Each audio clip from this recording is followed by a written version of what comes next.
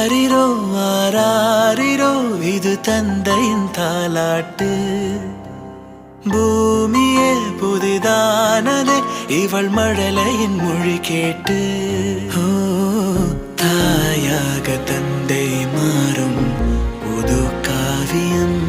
ஓ இவன் வரைந்த கெருக்களில் இவளோ உயிரோவியம்.